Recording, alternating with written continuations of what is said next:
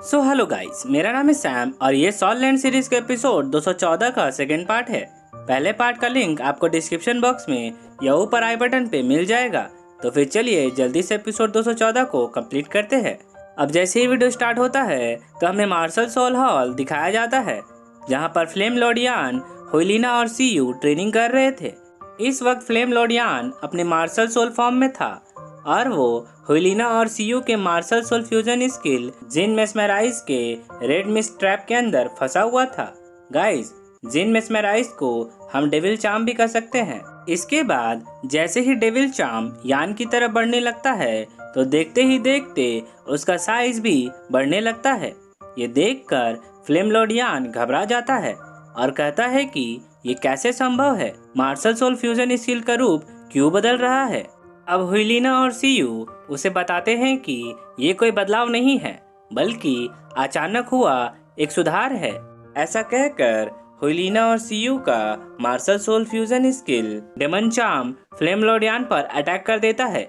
ये देखते ही flame Lord Yan अपने 7th soul skill martial soul form के प्रोटेक्टिव लेयर को एक्टिवेट कर देता है और सीयू के मून ब्लेड से खुद को बचा लेता है। इसके बाद हुइलिना और सीयू अपने मार्शल सोल फ्यूजन स्किल को हटा लेते हैं और फिर सीयू फ्लेम लॉर्ड यान को बताता है कि डेविल चार्म को हुइलिना कंट्रोल करती है और उसने ही इस स्किल का इजाद किया था। मैं बस अपने खुद के तैयार किए सोल स्किल फुल मून की टेक्निक को हुइलिना के चार्म पावर के साथ जोड़ देता हूँ, जिसकी मदद से हमारे सामने वाला ओपोनेंट हमारी फ्यूजन स्किल में हो रहे बदलाव को देखकर कंफ्यूज हो जाता है और इससे वो असली फॉर्म को नहीं समझ पाता है। इसी कारण इस स्किल का नाम मून किल है। अब तुरंत ही वहाँ पर बीबी डोंग भी पहुँच जाती है। शायद बीबी डोंग उनके ट्रेनिंग को दूर से ही ऑब्जर्व कर रही थी, पर अब वो उनके पास आकर उन्हें इस नए टेक्निक के लिए बधाई देती है और उनसे कहती है कि उनके मार्शल सोल फ्यूजन स्किल में सुधार बिल्कुल सही समय पर हुआ है। ये सुनते ही हुइलिना आगे आती है और बीबी डोंग से कहती है कि मास्टर, आपके जख्म अभी भी ठीक नहीं हुए हैं, आपको अभी आराम करनी चाहिए। अब बीबी डोंग उसे रिप्लाई देते हुए कहती है कि मैं ठीक हूँ, मेरे पास तुम लोगों के लिए एक जरूरी मिशन है और ये मार्शल सोल एम्पायर के भविष्य से जुड़ा है। अब हुइलिना, सीयू और यान बीबी डोंग की बातों को ध्यान से सुनने लगते हैं और फिर सीन चेंज हो जाता है। इसके बाद हमें सनसेट फॉरेस्ट दिखाया जाता है, जहां पर अभी अभी टैंगसेंग और बोरोडेमन स्पाइडर किंग के बीच लड़ाई शुरू हुई थी। अब बोरोडेमन स्पाइडर किंग टैंगसेंग और शावू को पकड़ने के लिए अपने स्पाइडर वेब छोड़ता है।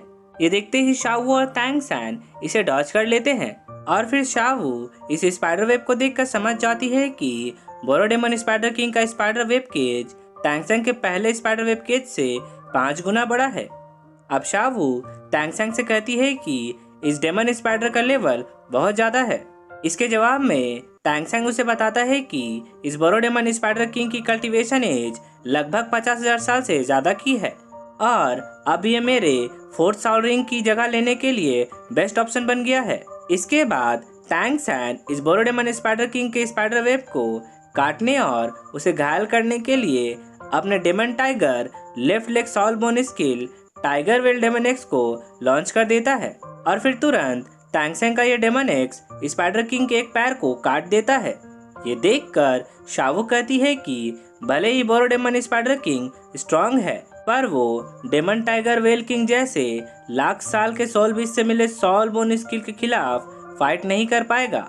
अब फाइट के दौरान तुरंत ही टैंगसेंग अपने 8 स्पाइडर लेग्स को बाहर निकाल लेता है और फिर उससे बोरोडेमन स्पाइडर किंग का एक और पैर काट देता है। कुछ ही पल में 2 पैर कटने के कारण स्पाइडर किंग बहुत ज्यादा गुस्सा हो जाता है और टैंगसेंग के अगले अटैक करने से पहले ही जमीन के अंदर घुस जाता है। जब स्पाइडर किंग टैंगसेंग को नहीं मार पाता है तो वो अपना शिकार बदल लेता है और फिर तुरंत शावू पर अटैक कर देता है। अब जैसे ही शावू स्पाइडर किंग को अपने ओर आता देखती है तो उसे बचने के लिए वो हवा में डॉज कर लेती है और फिर तुरंत टैंगसेंग शावू को अपने पीछे आने को कहता है। इसके बाद टैंगसेंग जल्दी से अपने हाउतियान हैमर से बोरोडेमन स्पाइडर किंग को मारकर साइड कर देता है अब टैंग सैन उस बोरोडेमन स्पाइडर किंग पे अटैक करते हुए कहता है कि चलो देखते हैं कौन ज्यादा टफ है, तुम्हारा कवच या मेरा हाउतियान हैमर। इतना कहते ही टैंग सैन अपने हाउतियान हैमर 9 एक्सट्रीम पेनिट्रेशन से पीट पीट कर बोरोडेमन स्पाइडर किंग का कवच तोड़ने लगता है और फिर हाउतियान हैमर के लास्ट हिट से स्पाइडर किंग उड़कर एक चट्टान से जाकर टकरा जाता है। अब इतना ज्यादा पिटने के बाद बोरोडेमन स्पाइडर किंग बहुत ज्यादा गुस्सा हो जाता है और अपना सबसे powerful attack raised spike Tang San पर लॉन्च कर देता है। इन रेज्ड स्पाइक को देखकर टैंग सैन कहता है कि ये तो बिल्कुल मेरे fourth soul skill blue silver cage के evolved skill blue silver spike formation की तरह है। ये बोरोडेमन स्पाइडर किंग का दुर्भाग्य है कि मैं इस स्किल से भली भांति परिचित हूँ। इतना कहते ही टैंग सैन अर्मिंग से मिले लेफ्ट आर्म सॉल बोन को एक्टिवेट कर देता है। इस सॉल बोन को एक्टिवेट करते ही शावू को अर्मिंग का परछाई दिखाई देने लगता है। अब टैंग सैन भागते हुए giant titan f left arm soul bone skill gravitational impact को लॉन्च कर देता है, जिससे बोरोडेमन स्पाइडर किंग का रेज्ड स्पाइक इस ग्रेविटी प्रेशर में टूटने लगता है। ये देखकर टैंग सैन कहता है कि जैसे जैसे ये स्पाइक्स ग्रेविटी प्रेशर से टूटता जाएगा वैसे ही मैं इन स्पाइक्स फॉर्मेशन को बर्बाद करता जाऊंगा।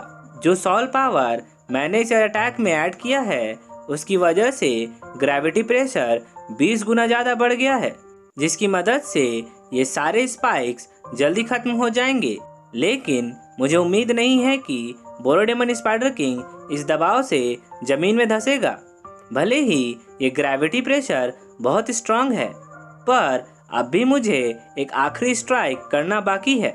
ऐसा कहकर टैंग सैन अपने हाउतियान हैमर से लास्ट स्ट्राइक करने के लिए स्पाइडर किंग के ऊपर कूद पड़ता है।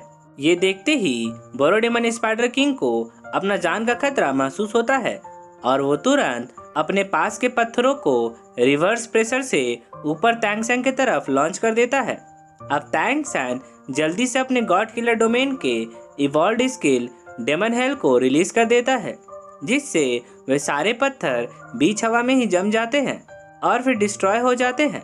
इसके बाद जैसे ही कोहरा हटता है और टैंग सैन नीचे आता है तो उसे पता चलता है कि बोरोडेमन स्पाइडर किंग वहां से गायब हो चुका है। ये देखकर टैंग सैन तुरंत अपने wisdom skull soul bone skill को एक्टिवेट कर देता है, पर उसकी मेंटल पावर भी स्पाइडर किंग के ऑरा को नहीं पकड़ पाता है। अब वो शावू को बताता है कि ये बोरोडेमन स्पाइडर किंग बिल्कुल स्टार द फॉरेस्ट के उस ह्यूमन फेस डेमन स्पाइडर की तरह है। इसके पास भी गायब होने की स्किल है जो कि इसे खुद को स्पिरिचुअल सर्च से छुपा सकता है और इस स्टेज में इसे मेंटल पावर की मदद से खोजा नहीं जा सकता है। ये सुनकर शावू कहती है कि अगर ये खुद को गॉड किलर डोमेन के भीतर भी छुपा सकता है तो यह ह्यूमन फेस डेमन स्पाइडर से भी ज्यादा पावरफुल है। ये सुनते ही टैंग सैन उसे बताता है कि मेरा गॉड किलर डोमेन सी गॉड के लाइट से भी ऊंचा हो गया था। ऐसी परिस्थिति में अपनी सांसों को पूरी तरह से छिपाने के लिए स्पाइडर किंग को शांत रहना होगा, पर अगर स्पाइडर किंग ऐसा कर रहा है तो फिर मुझे उसे भागने पर मजबूर करना होगा। ऐसा कहते ही टैंग सैन का 8 सॉल स्किल शाइन करने लगता है। इसके बाद टैंग सैन अपने 8 soul skill blue silver demon mirror destruction को लॉन्च कर देता है। इस सॉल स्किल से निकले रेड क्रिस्टल बीम चारों तरफ फैलने लगते हैं। अब बोरोडेमन स्पाइडर किंग इन रेड बीम से बचने के लिए भागने लगता है, पर अब वो जैसे ही भागने की कोशिश करता है तो टैंग सैन को उसके सही लोकेशन का पता चल जाता है। इसके बाद स्पाइडर किंग भी समझ जाता है कि वो अब टैंग सैन से नहीं छिप सकता है। अब शावू टैंग सैन के 8 सॉल रिंग को देखकर खुद से कहती है कि टैंग सैन का 8 सॉल स्किल बहुत ही ज्यादा विनाशकारी है। इसने छिपे हुए बोरोडेमन स्पाइडर किंग को धमका दिया है, जिसकी वजह से स्पाइडर किंग डरकर भागने की कोशिश कर सकता है। इसलिए अब टैंग सैन के डेमन डिस्ट्रक्शन मिरर बोरोडेमन स्पाइडर किंग को चारों ओर से घेर लेते हैं और इसके रेड क्रिस्टल्स उसे पूरी तरह से जमा देते हैं। अब जैसे ही टैंग सैन डिस्ट्रॉय करने का आदेश देता है तो टाइगर वेल किंग का एनर्जी फॉर्म तुरंत बोरोडेमन स्पाइडर किंग पर अटैक कर देता है, जिससे स्पाइडर किंग के चिथड़े उड़ जाते हैं ये देखते ही शाओ टैंगसैंग को कहती है कि वो उसकी सुरक्षा करेगी। अब वो जल्दी से इस बोरोडेमन स्पाइडर किंग की सोल रिंग को एब्जॉर्ब कर ले। ये सुनकर टैंगसैंग शाओ को इंतजार करने को कहता है और फिर सोल रिंग को एब्जॉर्ब करना चालू कर देता है। इसी समय सनसेट फॉरेस्ट में कुछ इलाइट सोल मास्टर्स भी आ जाते हैं और वे टैंगसैंग के 8 सोल स्किल के डिस्ट्रक्टिव अटैक को देखकर उस ओर बढ़ने लगते हैं। अब इनमें से एक इलाइट सोल मास्टर अपने सीनियर से कहता है कि जंगल के अंदरूनी हिस्से में कुछ हलचल हो रहा है। उसी जगह पे सोल बीस्ट भी रहते हैं। क्या वो दुगुबो हो सकता है? तभी जंगल में अचानक कुछ हलचल महसूस करते ही शाओ सतर्क हो जाती है और उसे पता चलता है कि कुछ अननोन सोल मास्टर्स उनकी तरफ ही बढ़ रहे हैं। इसके बाद शाओ वहीं जमीन पर कान लगाकर उनकी आहट सुनती है तो उसे पता चलता है कि कुल मिलाकर 8 सोल मास्टर्स उसकी ओर तेजी से बढ़ रहे हैं। अब शाओ सोचने लगती है कि अगर वे सोल मास्टर्स बुरे इरादे से आ रहे हैं तो मुझे उन 8 से फाइट करनी पड़ेगी, जिसमें मेरे लिए उनसे जीत पाना लगभग असंभव होगा। लेकिन टैंगसैंग अभी भी अपने वासी प्रोटेक्शन के अंदर सोल रिंग को एब्जॉर्ब कर रहा है। अगर मैं अभी उसे डिस्टर्ब करती हूँ तो उसकी कल्टीवेशन बीच में ही रुक जाएगी, जिससे उसकी सोल भी आहत हो सकती है। इसलिए सबसे अच्छा तरीका यही होगा कि उन सोल मास्टर्स को कुछ देर के लिए लुभाया जाए। ऐसा सोचकर शाओ टैंगसैंग के सीगोर ट्राइडेंट की ओर देखती है और उसे एक बढ़िया तरकीब सूझती है। इसके बाद यहीं पे ये एपिसोड खत्म हो जाता है।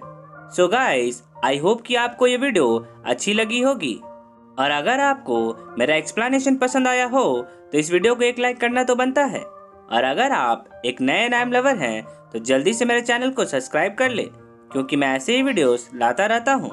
तो अब मैं मिलता हूँ नेक्स्ट वीडियो के साथ। तब तक के लिए take care and good day.